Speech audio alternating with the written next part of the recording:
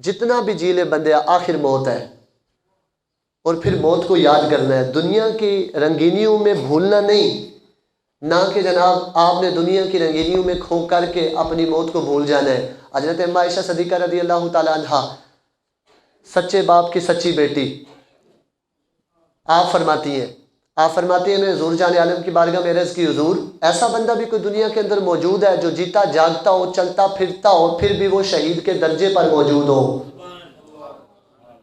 تو سرکار جان عالم صلی اللہ علیہ وآلہ وسلم نے فرمایا ہاں عائشہ ہے۔ فرمایا وہ یہ ہے جو بندہ دن میں 20 مرتبہ اپنی موت کو یاد کر لیتا ہے، اللہ اس کو شہادت کا درجہ عطا کر دیتا ہے۔ آخر موت ہے، مرنا تو ہے، بچا کوئی بھی نہیں۔ بڑے بڑے بدماش بھی چلے گئے، فرعون جیسے، قارون جیسے، بڑے بڑے اولیاء انبیاء بھی چلے گئے، صدیق بھی چلے گئے، کیوں جی؟ تو آخر جانا ہے، تو اس لیے اپنے جانے سے پہلے ہم نے اپنا محاسبہ کرنا ہے، اور یہ ضروری بھی ہے۔ اور پھر بات یہ ہے کہ بندے کی وفاداری کس کے لیے ہے، دنیا میں یہ بھی دیکھنا ہے ہم کس کے لیے وفادار ہیں، ہماری وفاداریاں کس کے لیے ہیں، جو ہمارے رشتہ دار ہیں ان کی وفاداریاں کس کے لیے ہیں۔ آخر یہ بھی تو دیکھنا ہے نا، زندگی کس مقصد کے لیے جی جا رہی ہے؟ کہ اللہ تعالیٰ نے اس لیے بندے کو پیدا کیا؟ نہیں، اللہ نے زندگی اور موت دی بندے کو اسی لیے، اللہ تعالیٰ نے فرمایا زندگی اور موت اس لیے پیدا کی ہے تاکہ ہم دیکھیں تم میں سے اچھے عمل کون کرتا ہے۔ جس کا عمل اچھا نہ ہو وہ اللہ کی بارگاہ میں کیا جواب دے گا قیامت کے دن؟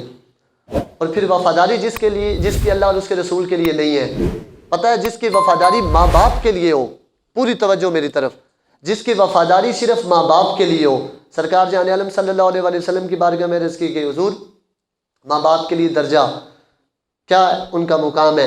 سرکار جان عالم صلی اللہ علیہ وآلہ وسلم نے فرمایا جو بندہ اپنی صبح اور شام اس حال میں کرے، زندگی نہیں گزاری، صبح اور شام فرمایا جو بندہ اپنی صبح اور شام اس حال میں کرے کہ اس کے ماں باپ اس سے راضی ہوں، اسی حالت میں مر جائے، فرمایا قیامت کے دن اللہ کی طرف سے جنت کے اس کے لیے 2 دروازے کھول دیے جائیں گے۔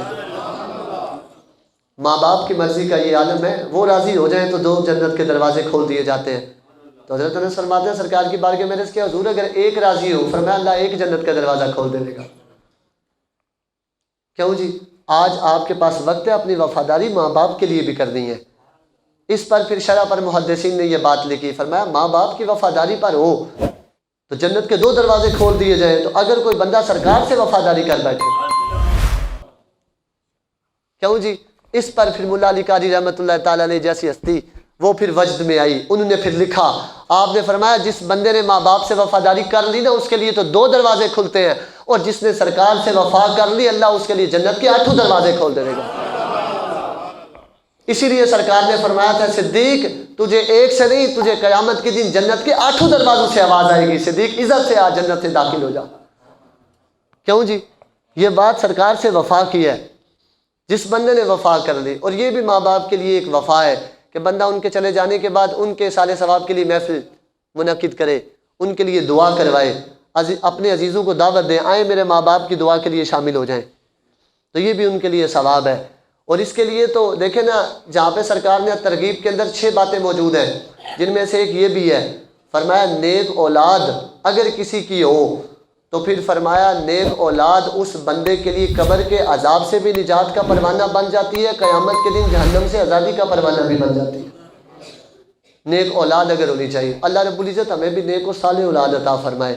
ہم اپنے بچوں کی تربیت اس طرح کریں دین پر، تاکہ ہمارے بچے بھی کل کو ہمیں یاد رکھیں، ورنہ مٹے نامیوں کے نشان کیسے کیسے، زمین کھا گئی نوجوان کیسے کیسے۔ کیوں جی؟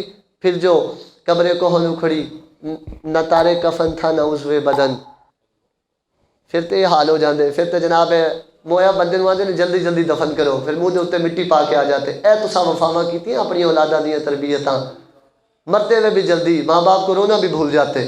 اللہ دے بندے حضور نال پیار کرو، جڑا بندہ حضور نال پیار کردا ہے محمد کے غلاموں کا کفن میلا نہیں ہوتا۔ ایتھے تے 40 سال بعد بھی صحابہ دی قبراں اگر کھلیاں نا تے انہاں دے جسم مبارک نو ایک دے سینے دے تے ہاتھ رکھیا ہویا سی تے انج ہاتھ ہٹایا گیا تے جناب 40 سال دے بعد بھی انہاں دا خون ایویں جاری ہو گیا جویں زندہ بندے دا خون جاری ہو جاتا۔ اٹھو ادارت الحبیب سے جڑ جاؤ، ذکر مصطفیٰ اور محبت مصطفیٰ کو عام کرو اور زمانے پہ چھا جاؤ، کیونکہ ہم اپنا معیار زمانے سے جدا رکھتے ہیں، ہم تو محبوب بھی محبوب خدا رکھتے ہیں۔ اٹھو ادارت الحبیب سے جڑ جاؤ، ذکر مصطفیٰ اور محبت مصطفیٰ کو عام کرو اور زمانے پہ چھا جاؤ، کیونکہ ہم اپنا معیار زمانے سے جدا رکھتے ہیں، ہم تو محبوب بھی محبوب